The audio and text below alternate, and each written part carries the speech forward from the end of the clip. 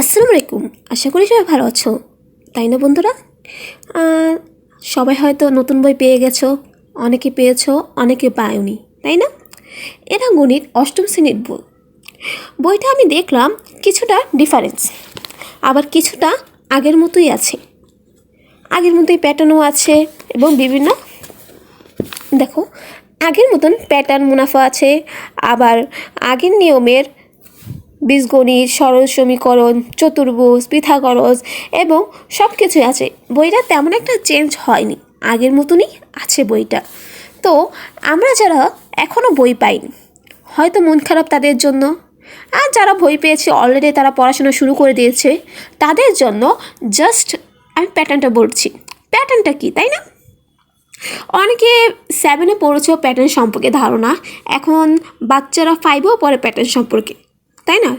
দ্বিতীয় শ্রেণীর বাচ্চারা এখন প্যাটার্ন সম্পর্কে জানে। আশা করি তোমরাও জানো। প্যাটার্নটা হলো জাস্ট একটা পার্থক্যের মধ্যে পড়ে। প্যাটার্ন কি? একটা সংখ্যা থেকে আরেকটা সংখ্যার পার্থক্য, তাই না? কিন্তু আমাদের আগে যারা আমরা যারা আগে পড়েছি তাদের কাছে প্যাটার্নটা ধারার মতো। আমাদের আগে বইয়ে ধারা ছিল, ধারাটা আর প্যাটার্ন সেম টু সেম। ওইখানে প্রথম দ্বারা দ্বিতীয় দ্বারা একটার সাথে একটা পার্থক্য করে বের করা হতো ধারার নিয়মটা। ওইটার নাম ছিল কি? ধারা। আর এখানে নাম দিচ্ছে কি? প্যাটার্ন। ওখানে যোগফল নিয়ম বের করতে হতো, এখানেও যোগফল বের করতে হয়, ওইখানেও বিয়োগফল বের করতে হতো, এখানেও বিয়োগফল বের করতে হয়। মানে সেম টু সেম কিছু না, শুধু নামটা পরিবর্তন হয়েছে।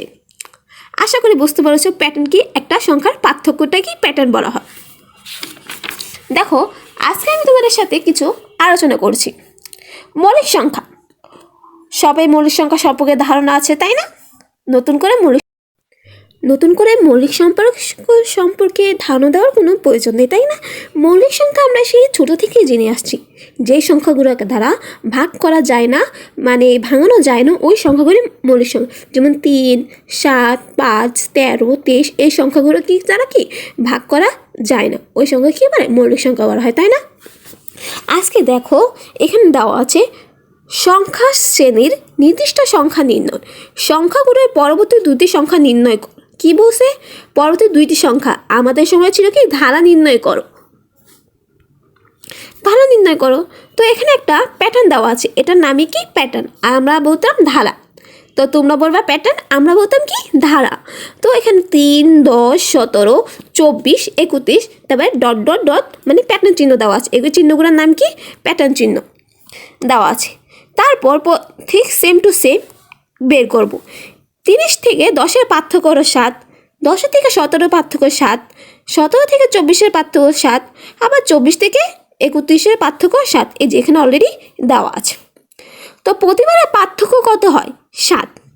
তো পরবর্তী দুইটা সংখ্যা নির্ণয় করার জন্য তোমার 31-এর সাথে 7 যোগ করতে হবে। 31-এর সাথে 7 যোগ করলে 38, 38-এর সাথে আবার 7 যোগ করলে কত হয়? 45। অলরেডি তোমাকে অঙ্কটা এখানে করে দেওয়া আছে, তো বুঝতে এত কঠিন হবে না, তাই না বন্ধুরা?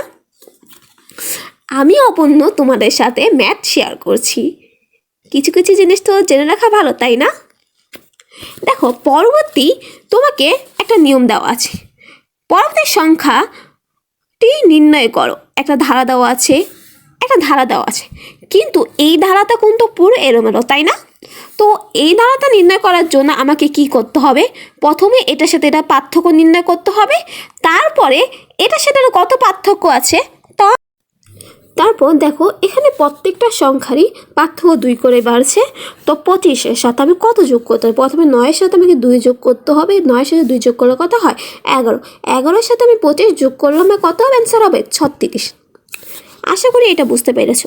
তার পরবর্তী সংখ্যাটা দেখো, সংখ্যাগুলোর পরবর্তী সংখ্যাটি নির্ণয় করো, মানে এই প্যাটার্নটার পরবর্তী সংখ্যা নির্ণয় করতে হবে। এই প্যাটার্নটা আবার অন্য রকমের, তাই না? এখানে তোমাকে 3 রকমের 3টা প্যাটার্ন দেওয়া আছে। এখানে দেখো 1, 5, 6, 11, 17, 28 এবং 1-এর সাথে 5 যোগ করলে 6 হয়। 6-এর সাথে 5-এর সাথে 6 যোগ করলে 11 হয়। 11-এর সাথে 6 যোগ করলে 17। শতকানি এভাবে একটা প্যাটার্ন বের হচ্ছে, মানে একটার সাথে আরেকটা যোগফল কি প্যাটার্ন হিসাবে বের করছে। তো আমরাও ঠিক সেম টু সেমভাবে একটার সাথে একটা প্যাটার্ন যোগ করে, যেমন 28-এর সাথে 17 যোগ করলে আমরা পরবর্তী প্যাটার্নটা পেয়ে যেতে পারি। 45 পেয়ে যেতে পারি। যেমন 17-র সাথে 11 যোগ করে 28 পেয়ে গেছে, তেমনি 28-এর সাথে 17 যোগ করেও আমরা পরবর্তী প্যাটার্ন পেতে পারি। পরবর্তী প্যাটার্ন কত হবে? 45, মানে সংখ্যাটি পেয়ে যেতে পারি, পরবর্তী সংখ্যাটি 45। আবার 45-এর সাথে 28 যোগ করলে পরবর্তী সংখ্যাটি আমরা পেয়ে যেতে। এভাবে প্রত্যেকটা সংখ্যা আমরা নির্ণয় করতে পারি যত ইচ্ছা। আশা করেছি 3টা প্যাটার্নের নিয়ম 3 রকমের। এই 3টা প্যাটার্ন বুঝতে কোনো সমস্যা হয়নি তো বন্ধুরা? তারপরে দেখো একটা ইন্টারেস্ট কাহিনী, ফিবোনিক। ফিবোনিক সংখ্যা কি? ফিবোনিক একটা কি? ফিবোনিক হলো একটা সংখ্যার সাথে আরেকটা সংখ্যার, মানে দুইটি সংখ্যার যোগফলটাকে ফিবোনিক বলা হয়। এখানে যেমন দুইটা সংখ্যার যোগ হয়েছে, তেমনি একই নিয়মের কয়টা সংখ্যা প্রথমে থাকে সংখ্যা, দেখো 0, 1, 1, দুইটা সংখ্যা, এটার সাথে এটা যোগ করা কি বলে? ফিবোনিক। পরবর্তী দেখো 0-0-এর সাথে 1 যোগ করলে আমার 1 হয়, 1-এর সাথে 1 যোগ করলে আমার কত হবে? 2 হবে, 2-এর সাথে 1 যোগ করলে আমার কত হয়? 3 হয়। এভাবে আমরা যোগ করে আসছি, পাই এটার মতনই এইটা ফিবোনিক সংখ্যা। ফিবোনিক সংখ্যা মানে একটা সংখ্যার সাথে আরেকটা সংখ্যার যোগকে আমরা কি বলা হয়? ফিবোনিক বলা হয়। এভাবে পরবর্তী 10টি ফিবোনিক বের কর, তো এটার সাথে এটা যোগ করে দিলে তোমার সবগুলা সংখ্যা তোমার বের করতে ইজি হবে। মানে একটা সংখ্যার সাথে আরেকটা সংখ্যার যোগফলকে ফিবোনিক বলা হয়। দেখো স্বাভাবিক কর্মিক সংখ্যার যোগফল নির্ণয়। স্বাভাবিক কর্মিক সংখ্যা কি? 1, 2, 3, 4, 5, 6, 7, এগুলো সবগুলি কি স্বাভাবিক সংখ্যা। এর যোগফল কি? আমরা এনকে নিয়ে পরিসংখ্যানও করেছিলাম, n+1 এরা যোগফল দিয়ে 2 দিয়ে ভাগ দেয়, তাই না? যতটা সংখ্যা তার ওই সংখ্যা দিয়ে আমার কী করতে হয়? ভাগ দিতে হয়, তাই না? এখনও ঠিক সেম, প্রথমে 1 থেকে 10 পর্যন্ত যতগুলো সংখ্যা দেওয়া থাকবে ওই সংখ্যাগুলোকে যোগ করতে হবে। যোগ করলে কত হয়? 55। কত হয়? 55। ওই 55কে এখানে যতটা সংখ্যা আছে তাদের কি করতে হবে?